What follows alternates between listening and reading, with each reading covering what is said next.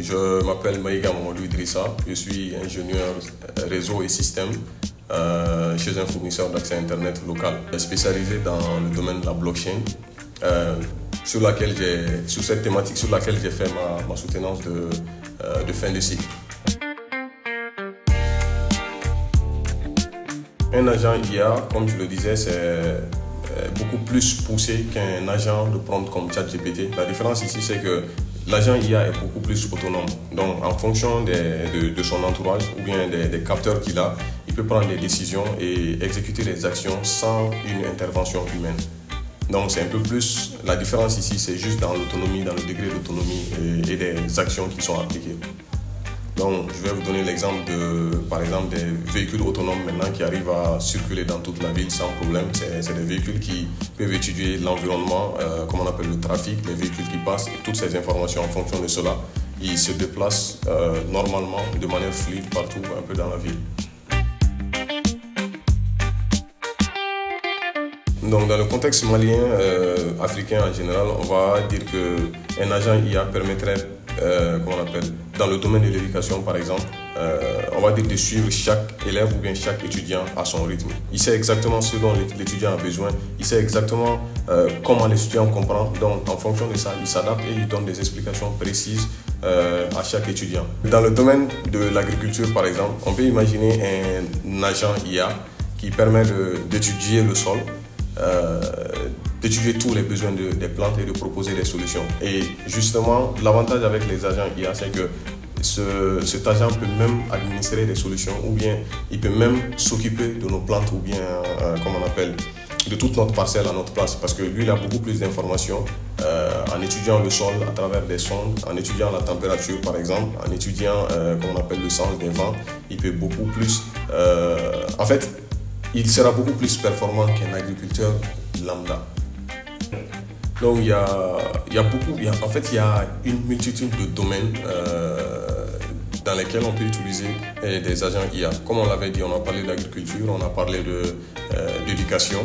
Il y a aussi un secteur qu'on ne touche pas, c'est le secteur médical. Le secteur médical, en fait, on peut développer des outils qui permettent, à travers des analyses, faire des analyses sur des patients, proposer des diagnostics et même, pourquoi pas, proposer un traitement efficace pour certaines maladies. Voilà, on peut aussi parler du secteur de l'administration. On sait que la gestion du papier, la paperasse et tout ça, c'est quelque chose de très compliqué.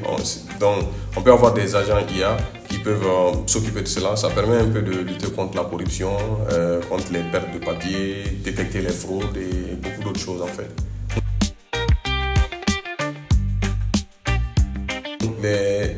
En fait, pour pouvoir mettre en place un agent IA dans un domaine spécifique, par exemple, c'est beaucoup plus simple que, par exemple, de créer un autre modèle de langage comme ChatGPT ou Copilot ou tout ce qu'on utilise d'habitude. En fait, c'est beaucoup plus simple avec des outils open source ou bien des outils qui existent déjà. Il y en a plein sur GitHub. En fait, un seul agent IA, il peut être beaucoup plus performant que plusieurs employés. Dire cela, ça va provoquer beaucoup de chômage, comme on l'a dit, mais c'est l'avantage un peu de la technologie. L'évolution, c'est l'histoire de l'humanité. Depuis les années 1800, il y a l'industrialisation, le machinisme, ça a créé beaucoup de chômage. Ça a créé beaucoup de chômage et ça a créé beaucoup d'emplois. En fait, c'est plus à l'humain de s'adapter à cette évolution. Et dans notre cas précis, dans le domaine de l'IA, il faut que tout un chacun puisse apporter une valeur que l'IA est incapable d'apporter actuellement dans notre domaine, dans notre entreprise. Parce qu'on sait que de manière certaine, un entrepreneur de base, il est cupide. En fait, pourquoi pas remplacer plusieurs humains par une seule machine si la machine peut faire le travail des humains? Maintenant, c'est à tous les employés ou bien ceux qui seront confrontés à ce problème-là de pouvoir s'adapter, d'évoluer et, justement utiliser ces IA-là pour pouvoir performer dans leur domaine et offrir beaucoup plus de choses que l'IA ne peut pas faire.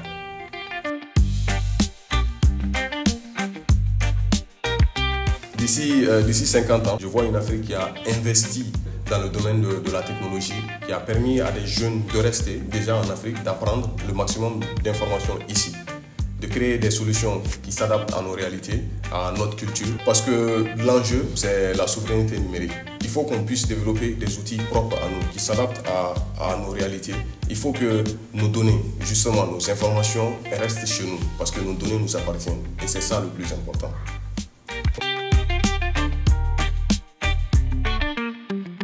Un dernier mot, ce que je peux dire ici, c'est je vais envoyer un message aux dirigeants.